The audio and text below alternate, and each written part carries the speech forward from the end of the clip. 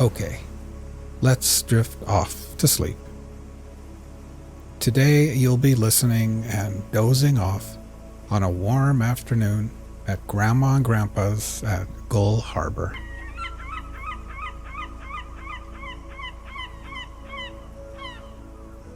Imagine for a second that you are lying down on a warm futon mattress at one end of a screened-in porch. The porch faces the harbor, the bay, and the ocean on the horizon.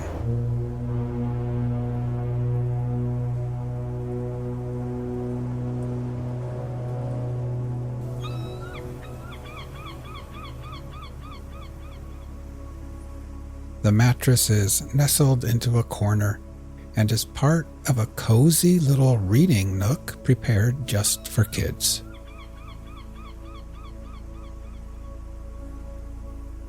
There is a little bookshelf there full of comics, magazines, crosswords, and children's books. There are new books and worn-out books. The Hardy Boys, Nancy Drew, books about dinosaurs and horses and sea life, and all kinds of stories about kids getting into summer adventures together.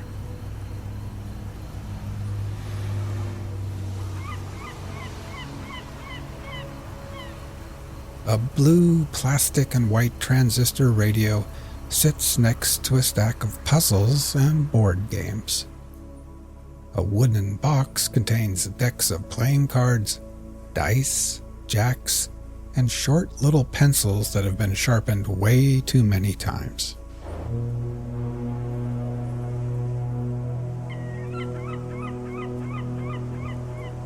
Now, while imagining laying here, let's get nice and relaxed. First, close your eyes and just become aware of your breathing, feeling your chest gently rise and fall again.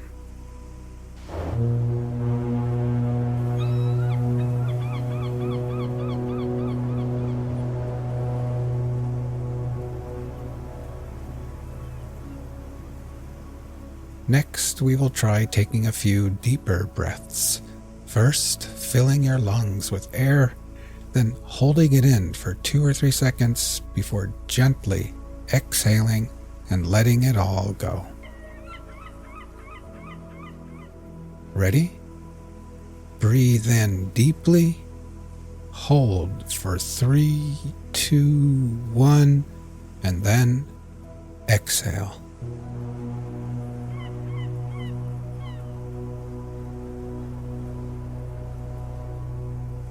One more time. Breathe in deeply, hold for 3, 2, 1, and exhale.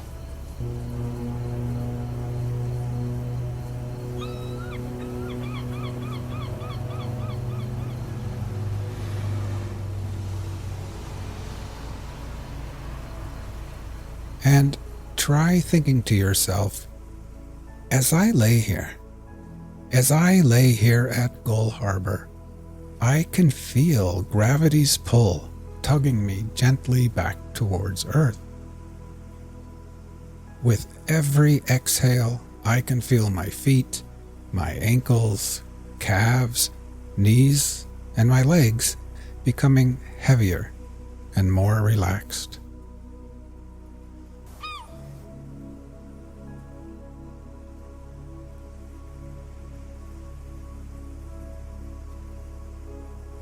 Now you can feel the cool, salty ocean air on your skin.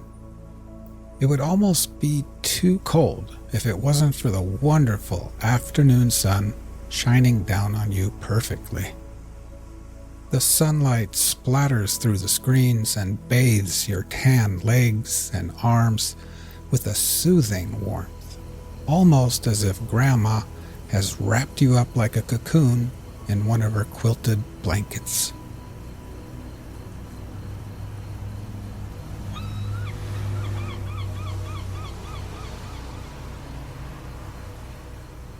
Inside the house, the TV is on, and you can hear Grandma and Grandpa moving around after lunch.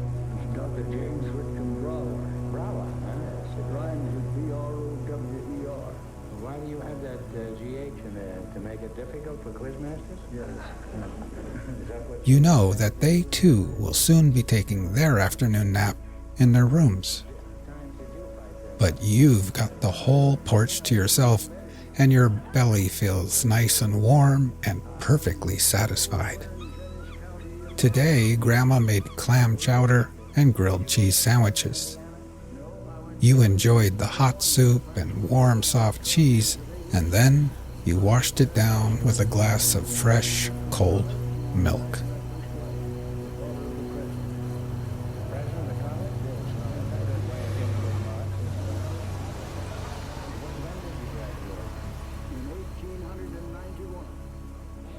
Now, try taking a few more deep breaths. First, filling your lungs with air, holding it there briefly before gently exhaling and letting it all go. Ready? Breathe in deeply, hold for 3, 2, 1, and then exhale.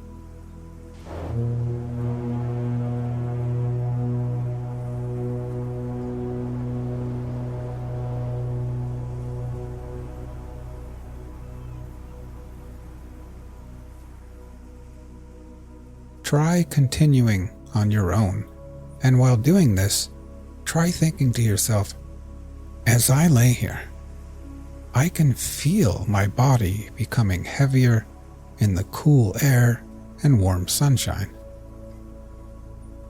With each exhale, I can feel my hands and arms and my torso becoming heavier and heavier and more relaxed.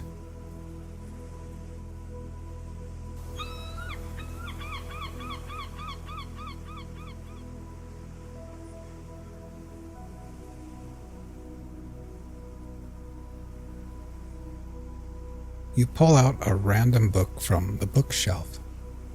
This one is called Summer Friends, and on the cover is a picture of a little girl in a red dress with white polka dots. She's sitting in grass with flowers all about, and she's shaking the paw of a bunny rabbit while a white duck looks on and a little frog jumps through the air. You decide that you're just too sleepy to read right now, so you set the book down and lay back and think about the day. It's no wonder you're sleepy and tired. In the morning, after breakfast, Grandma rubbed coconut-scented sunscreen on your face and arms, and then Grandpa took you with him in the old rusty truck to the hardware store.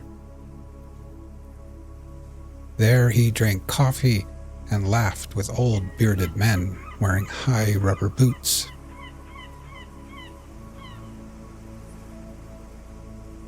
Then you went with him to the docks at the harbor, where he showed you the best place to buy fresh clams, crab, and fish.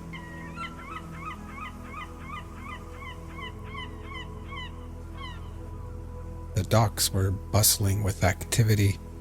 Wooden boats creaked against the tide, fishermen shouted to one another, and the air was thick with the scent of salt water, fresh fish, and diesel.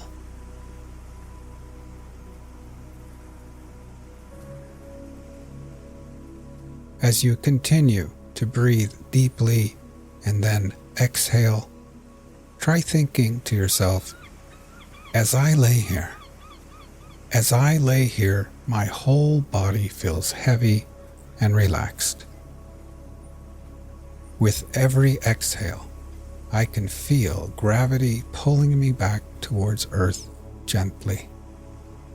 I can feel my head, my shoulders, my neck becoming relaxed and at ease.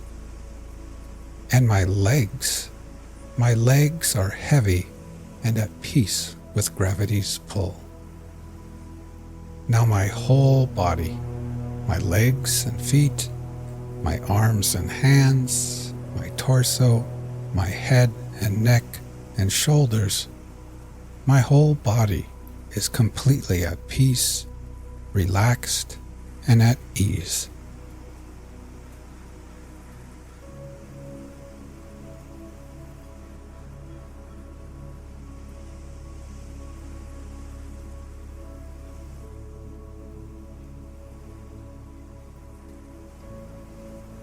In the late morning, after coming back to the house with Grandpa, you had borrowed his binoculars and walked up Whalebone Hill, where you could see everything far and wide.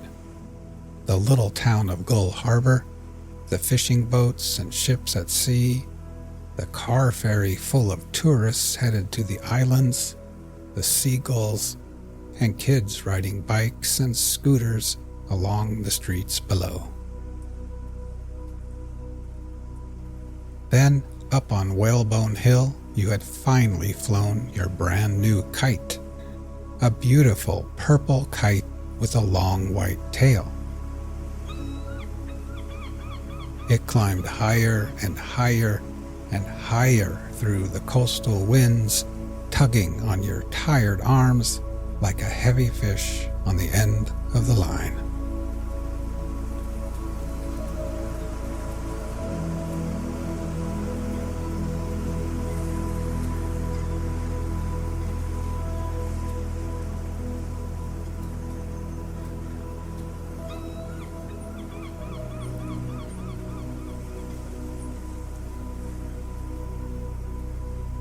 But now, so drowsy, laying under the sun on the porch, after a long morning of adventures in the crisp, fresh coastal air, you pick up the transistor radio and dial into a random station.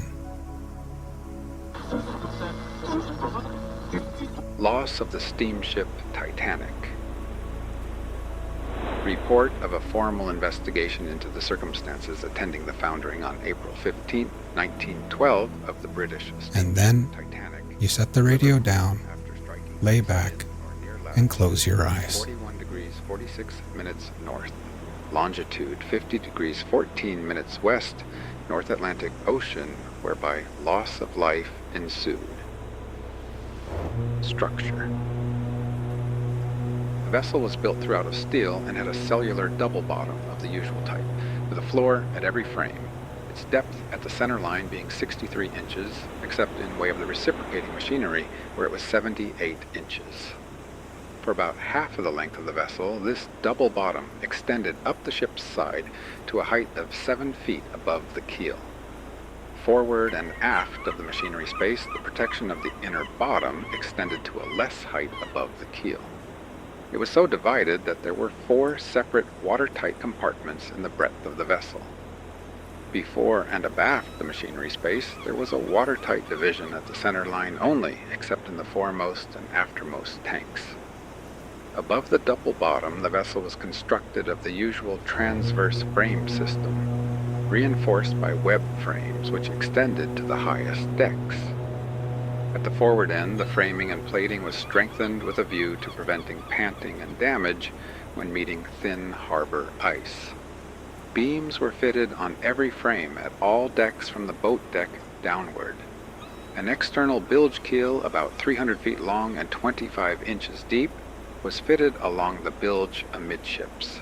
The heavy ship's plating was carried right up to the boat deck, and between the C and B decks was doubled. The stringer or edge plate of the B deck was also doubled. This double plating was hydraulic riveted. All decks were steel plated throughout. The transverse strength of the ship was in part dependent on the 15 transverse watertight bulkheads, which were specially stiffened and strengthened to enable them to stand the necessary pressure in the event of accident, and they were connected by double angles to decks, inner bottom, and shell plating. The 2 decks above the B deck were of comparatively light scantling, but strong enough to ensure their proving satisfactory. in these positions in rough weather. Watertight subdivision. In the preparation of the design of this vessel, it was arranged that the bulkheads and divisions should be so placed that the ship would remain afloat in the event of any two adjoining compartments being flooded, and that they should be so built and strengthened that the ship would remain afloat under this condition. The minimum freeboard that the vessel would have in the event of any two compartments being flooded was between 2 feet 6 inches and 3 feet from the deck, adjoining the top of the watertight bulkheads. With this object in view, 15 watertight bulkheads were arranged in the vessel. The lower part of C bulkhead was doubled and was in the form of a cofferdam. So far as possible, the bulkheads were carried up in one plane to their upper sides, but in cases where they had for any reason to be stepped forward or aft, the deck, in way of the step, was made into a watertight flat, thus completing the watertightness of the compartment. In addition to this, G deck in the after peak was made a watertight flat. The orlop deck between bulkheads which formed the top of the tunnel was also watertight. The orlop deck in the forepeak tank was also a watertight flat. The electric machinery compartment was further protected by a structure some distance in from the ship's side, forming 6 separate watertight compartments, which were used for the storage of fresh water. Where openings were required for the working of the ship in these watertight bulkheads, they were closed by watertight sliding doors which could be worked from a position above the top of the watertight bulkhead, and those doors immediately above the inner bottom were of a special automatic closing pattern, as described below. By this subdivision there were in all 73 compartments, 29 of these being above the inner bottom, watertight doors. The doors, 12 in number, immediately above the inner bottom, were in the engine and boiler room spaces. They were of Messrs. Harland and Wolff's latest type, working vertically. The door plate was of cast iron of heavy section, strongly ribbed. It closed by gravity and was held in the open position by a clutch, which could be released by means of a powerful electromagnet controlled from the captain's bridge. In the event of accident, or at any time when it might be considered desirable, the captain or officer on duty could, by simply moving an electric switch, immediately close all these doors. The time required for the doors to close was between 25 and 30 seconds. Each door could also be closed from below by operating a hand lever fitted alongside the door. As a further precaution, floats were provided beneath the floor level, which, in the event of water accidentally entering any of the compartments, automatically lifted and thus released the clutches, thereby permitting the doors in that particular compartment to close if they had not already been dropped by any other means. These doors were fitted with cataracts which controlled the speed of closing. Due notice of closing from the bridge was given by a warning bell. A ladder or escape was provided in each boiler room, engine room, and similar watertight compartment in order that the closing of the doors at any time should not imprison the men working therein. The watertight doors on E deck were of horizontal pattern with wrought steel door plates. Those on F deck and the one aft on the orlop deck were of similar type, but had cast iron door plates of heavy section, strongly ribbed. Each of the between-deck doors and each of the vertical doors on the tank top level could be operated by the ordinary hand gear from the deck above the top of the watertight bulkhead, and from a position on the next deck above, almost directly above the door. To facilitate the quick closing of the doors, plates were affixed in suitable positions on the sides of the alleyways, indicating the positions of the deck plates, and a box spanner was provided for each door, hanging in suitable clips alongside the deck plate. Ship's side doors. Large side doors were provided through the side plating, giving access to passengers or crew's accommodation as follows. On the saloon D deck, on the starboard side, in the forward third-class open space, one baggage door. In way of the forward first-class entrance, 2 doors closed together on each side. On the upper E deck, 1 door each side at the forward end of the working passage. On the port side abreast the engine room, 1 door leading into the working passage. 1 door each side on the port and starboard sides aft into the forward second-class entrance. All the doors on the upper deck were secured by lever handles and were made watertight by means of rubber strips. Those on the saloon deck were closed by lever handles but had no rubber. Accommodation ladder. 1 teak accommodation ladder was provided and could be worked on either side of the ship in the gangway door opposite the second-class entrance on the upper deck, E. It had a folding platform and portable stanchions, hand rope, etc. The ladder extended to within 3 feet 6 inches of the vessel's light draft and was stowed overhead in the entrance abreast the forward second-class main staircase. Its lower end was arranged so as to be raised and lowered from a davit immediately above. Masts and rigging. The vessel was rigged with 2 masts and fore and aft sails. The 2 pole masts were constructed of steel and stiffened with angle irons. The poles at the top of the mast were made of teak. A lookout cage constructed of steel was fitted on the foremast at a height of about 95 feet above the waterline. Access to the cage was obtained by an iron vertical ladder inside of the foremast with an opening at sea deck and 1 at the lookout cage. An iron ladder was fitted on the foremast from the hounds to the masthead light. Life-saving appliances. Life buoys, 48 with beckets, were supplied of pattern approved by the Board of Trade. They were placed about the ship. Life belts. 3,560 life belts of the latest improved overhead pattern, approved by the Board of Trade, were supplied and placed on board the vessel, and there inspected by the Board of Trade. These were distributed throughout all the sleeping accommodation. Lifeboats. 20 boats in all were fitted on the vessel and were of the following dimensions and capacities. 14 wood lifeboats, each 30 feet long by 9 feet 1 inch broad by 4 feet deep, with a cubic capacity of 655.2 cubic feet, constructed to carry 65 persons each. Emergency boats. 1 woodcutter, 25 feet 2 inches long by 7 feet 2 inches broad by 3 feet deep, with a cubic capacity of 326.6 cubic feet, constructed to carry 40 persons. 1 woodcutter, 25 feet 2 inches long by 7 feet 1 inch broad by 3 feet deep, with a cubic capacity of 322.1 cubic feet, constructed to carry 40 persons. 4 Engelhart collapsible boats, 27 feet 5 inches long by 8 feet broad by 3 feet deep, with a cubic capacity of 376.6 cubic feet, constructed to carry 47 persons each, or a total of 11,327.9 cubic feet for 1,178 persons. The lifeboats and cutters were constructed as follows. The keels were of elm.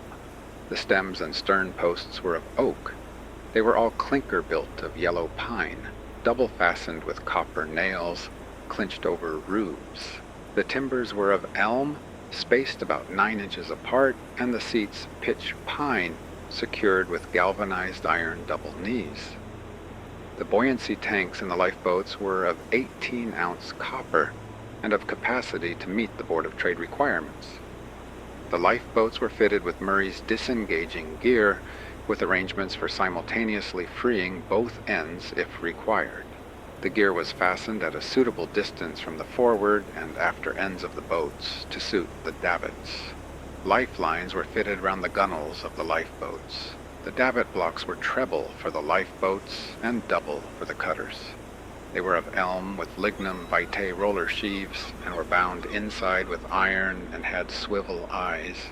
There were manila rope falls of sufficient length for lowering the boats to the vessel's light draft, and when the boats were lowered, to be able to reach the boat winches on the boat deck. The lifeboats were stowed on hinged wood chocks on the boat deck, by groups of 3 at the forward and 4 at the after ends. On each side of the boat deck, the cutters were arranged forward of the group of 3 and fitted to lash outboard as emergency boats.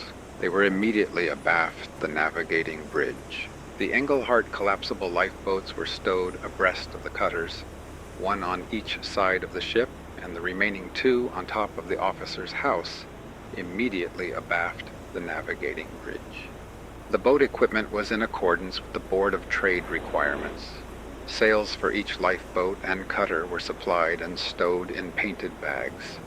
Covers were supplied for the lifeboats and cutters, and a sea anchor for each boat. Every lifeboat was furnished with a special spirit boat compass and fitting for holding it. These compasses were carried in a locker on the boat deck.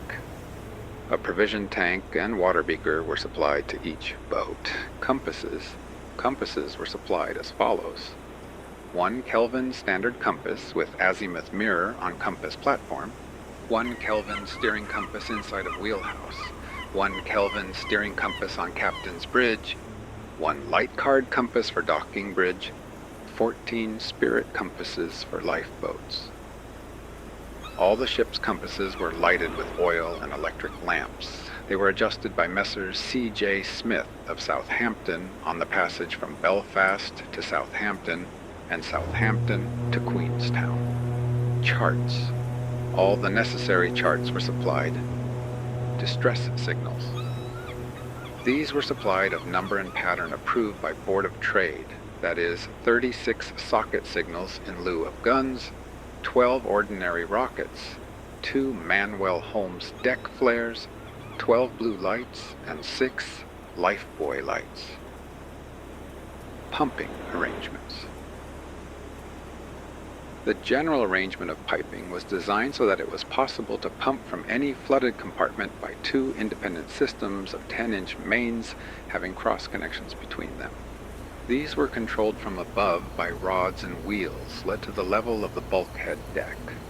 By these it was possible to isolate any flooded space together with any suctions in it. If any of these should happen accidentally to be left open and consequently out of reach, it could be shut off from the main by the wheel on the bulkhead deck. This arrangement was specially submitted to the Board of Trade and approved by them.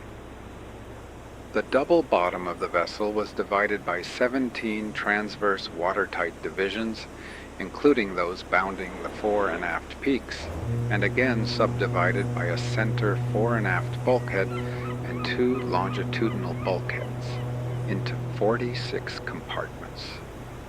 14 of these compartments had 8-inch suctions, 23 had 6-inch suctions, and 3 had 5-inch suctions connected to the 10-inch ballast main suction. 6 compartments were used exclusively for fresh water.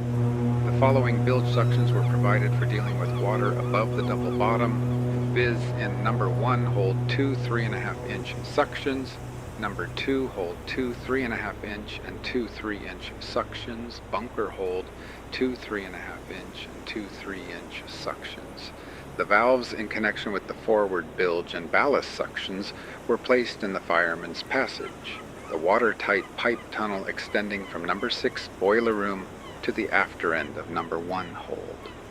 In this tunnel, in addition to 2 3-inch bilge suctions, 1 at each end, there was a special 3.5-inch suction with valve rod led up to the lower deck above the load line, so as always to have been accessible should the tunnel be flooded accidentally.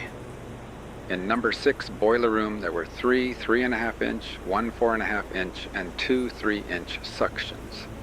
In number 5 boiler room, there were 3 3.5-inch, 1 5-inch, and 2 3-inch suctions. In number 4 boiler room, there were 3 3.5-inch, 1 4.5-inch, and 2 3-inch suctions.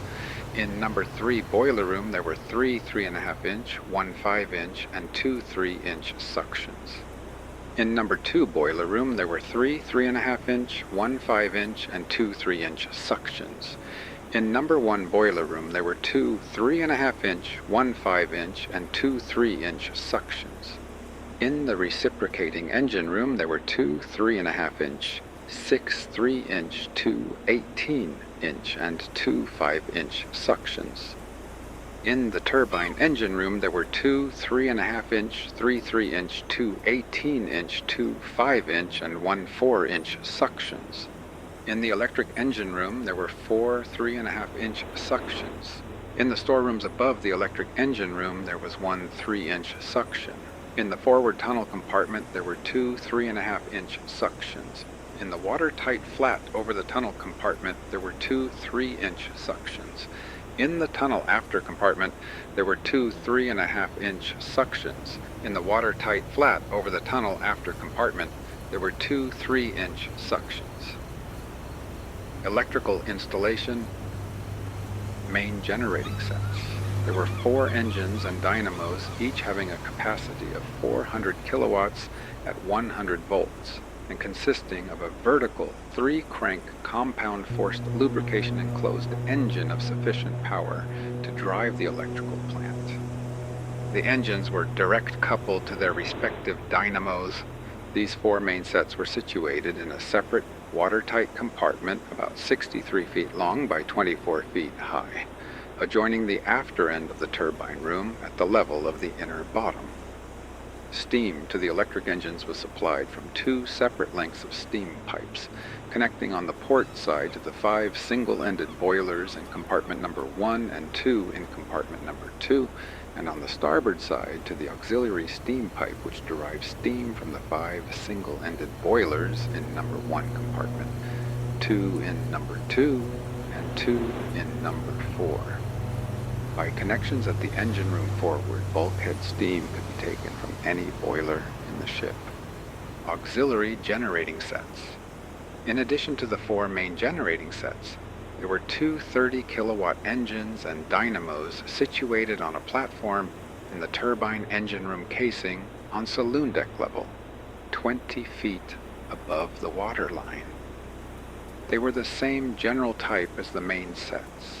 These auxiliary emergency sets were connected to the boilers by means of a separate steam pipe running along the working passage above E deck, with branches from 3 boiler rooms, numbers 2, 3, and 5, so that should the main sets be temporarily out of action, the auxiliary sets could provide current for such lights and power appliances as would be required in the event of emergency.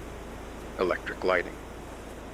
The total number of incandescent lights was 10,000, ranging from 16 to 100 candle power, the majority being of tantalum type except in the cargo spaces and for the portable fittings, where carbon lamps were provided.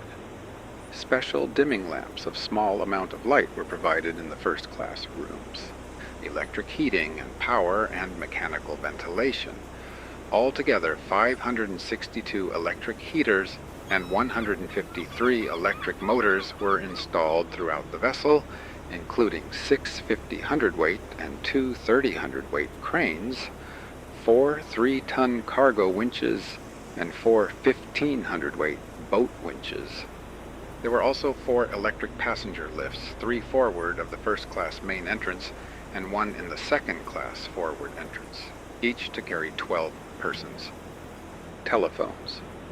Loud-speaking telephones of Navy pattern were fitted for communication between the following: wheelhouse on the navigating bridge and the forecastle, wheelhouse on the navigating bridge and the lookout station on the crow's nest, wheelhouse on the navigating bridge and the engine room, wheelhouse on the navigating bridge and the poop, chief engineer's cabin and the engine room. Engine room and numbers 1, 2, 3, 4, 5, and 6 stokeholds. These were operated both from the ship's lighting circuit through a motor generator and alternatively by a standby battery, which by means of an automatic switch could be introduced in the circuit should the main supply fail. There was also a separate telephone system for intercommunication between a number of the chief officials and service rooms through a 50-line exchange switchboard. A number of the pantries and galleys were also in direct telephonic communication, wireless telegraphy. The wireless telegraphy system was worked by a Marconi 5-kilowatt motor generator. The house for the Marconi instruments was situated on the boat deck close to the bridge. were 4 parallel aerial wires extended between the masts, fastened to light booms. From the aerials, the connecting wires were led to the instruments in the house. There were 2 complete sets of apparatus, one for the transmitting and one for receiving messages, the former being placed in a soundproof chamber in one corner of the wireless house. There was also an independent storage battery and coil in event of the failure of the current supply, which came from the ship's dynamos, submarine signaling. The submarine signal company's apparatus was provided for receiving signals from the submarine bells. Small tanks containing the microphones were placed on the inside of the hull of the vessel on the port and starboard sides below the water level, and were connected by wires to receivers situated in the navigating room on the port side of the officer's deckhouse. Various. The whistles were electrically actuated on the Willett-Bruce system. The boiler room telegraphs, stoking indicators, rudder indicators, clocks and thermostats were also electrical. The watertight doors were released by electric magnets. Emergency circuit. A separate and distinct installation was fitted in all parts of the vessel, deriving current from the 2 30-kilowatt sets above mentioned, so that in the event of the current from the main dynamos being unavailable, an independent supply was obtainable. Connected to the emergency circuit were above 500 incandescent lamps fitted throughout all passenger, crew, and machinery compartments, at the end of passages and near stairways. Also on the boat deck, to enable anyone to find their way from one part of the ship to the other. The following were also connected to the emergency circuit by means of changeover switches: 5 arc lamps, 7 cargo and gangway lanterns, Marconi apparatus, mast, side, and stern lights, and all lights on bridge, including those for captains, navigating, and chart rooms, wheelhouse, telegraphs, and Morse signaling lanterns, and 4 electrically driven boat winches. These latter, situated on the boat deck, were each capable of lifting a load of 1,500 weight at a speed of 100 feet per minute. Ventilating. There were 12 electrically driven fans for supplying air to the stokeholds, 6 electrically driven fans for engine and turbine room ventilation. There were fans for engine and boiler rooms. Machinery. Description. The propelling machinery was of the combination type, having 2 sets of reciprocating engines driving the wing propellers and a low-pressure turbine working the center propeller. Steam was supplied by 24 double-ended boilers and 5 single-ended boilers, arranged for a working pressure of 215 pounds per square inch. The turbine was placed in a separate compartment aft of the reciprocating engine room and divided from it by a watertight bulkhead. The main condensers, with their circulating pumps and air pumps, were placed in the turbine room.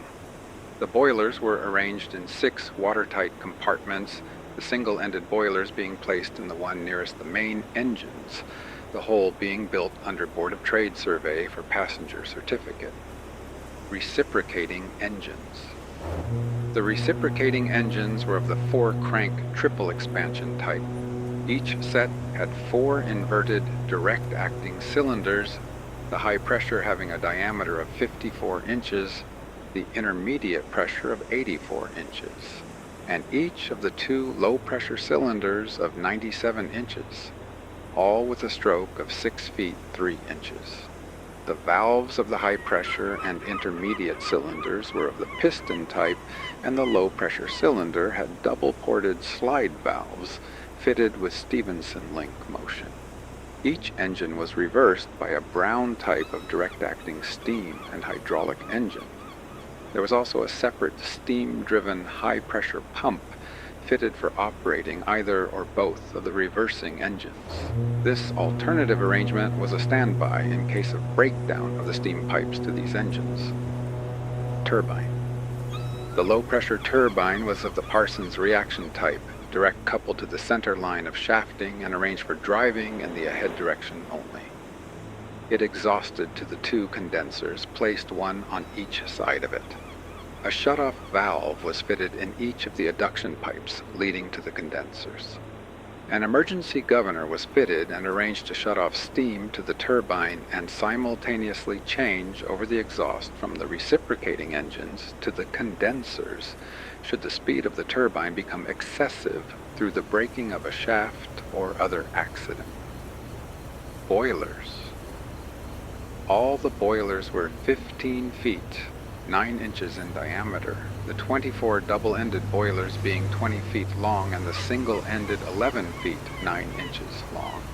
Each double-ended boiler had 6 and each single-ended boiler 3 furnaces, with a total heating surface of 144,142 square feet and a grate surface of 3,466 square feet. The boilers were constructed in accordance with the rules of the Board of Trade for a working pressure of 215 pounds per square inch. They were arranged for working under natural draft, assisted by fans which blew air into the open stokehold, auxiliary steam pipes. The 5 single-ended boilers and those in boiler rooms numbers 2 and 4 had separate steam connections to the pipe supplying steam for working the auxiliary machinery, and the 5 single-ended boilers and the 2 port boilers in boiler room number 2 had separate steam connections to the pipe supplying steam for working the electric light engines. A cross connection was also made between the main and auxiliary pipes in the reciprocating engine room, so that the auxiliaries could be worked from any boiler in the ship. Steam pipes also were led separately from 3 of the boiler rooms, numbers 2, 3, 5, above the watertight bulkheads and along the working passage, to the emergency electric light engines placed above the load line in the turbine room. Pipes were also led from this steam supply to the pumps in the engine room, which were connected to the bilges throughout the ship. Main steam pipes.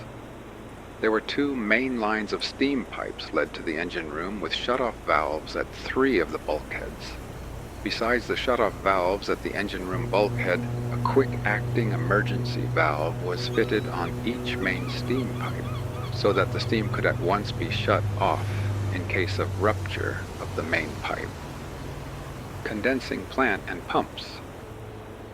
There were 2 main condensers having a combined cooling surface of 50,550 square feet, designed to work under a vacuum of 28 inches with cooling water at 60 degrees F. The condensers were pear-shaped in section and built of mild steel plates. 4 gunmetal centrifugal pumps were fitted for circulating water through the condensers. Each pump had suction and discharge pipes of 29-inch bore and was driven by a compound engine. Besides the main C suctions, 2 of the pumps had direct bilge suctions from the turbine room and the other 2 from the reciprocating engine room. The bilge suctions were 18 inches diameter. 4 of Weir's dual air pumps were fitted, 2 to each condenser, and discharged 2 feed tanks placed in the turbine engine room. Bilge and ballast pumps. The ship was also fitted with the following pumps: 5 ballast and bilge pumps, each capable of discharging 250 tons of water per hour. 3 bilge pumps, each of 150 tons per hour capacity. 1 ash ejector was placed in each of the large boiler compartments to work the ash ejectors and to circulate or feed the boilers as required. This pump was also connected to the bilges, except in the case of 3 of the boiler rooms, where 3 of the ballast and bilge pumps were placed. The pumps in each case had direct bilge suctions, as well as a connection to the main bilge pipe, so that each boiler room might be independent. The remainder of the auxiliary pumps were placed in the reciprocating and turbine engine rooms. 2 ballast pumps were placed in the reciprocating engine room with large suctions from the bilges direct and from the bilge main. 2 bilge pumps were also arranged to draw from bilges. 1 bilge pump was placed in the turbine room, and 1 of the hot saltwater pumps had a connection from the bilge main pipe for use in emergency. A 10-inch main ballast pipe was carried fore and aft through the ship with separate connections to each tank and with filling pipes from the sea connected at intervals for trimming purposes. The 5 ballast pumps were arranged to draw from this pipe. A double line of bilge main pipe was fitted forward of number 5 boiler room and aft of number 1. General. There were 4 elliptical-shaped funnels. The 3 forward ones took the waste gases from the boiler furnaces, and the after one was placed over the turbine hatch and was used as a ventilator. The galley funnels were led up this funnel. The uptakes by which the waste gases were conveyed to the funnels were united immediately above the watertight bulkhead, which separated the boiler rooms.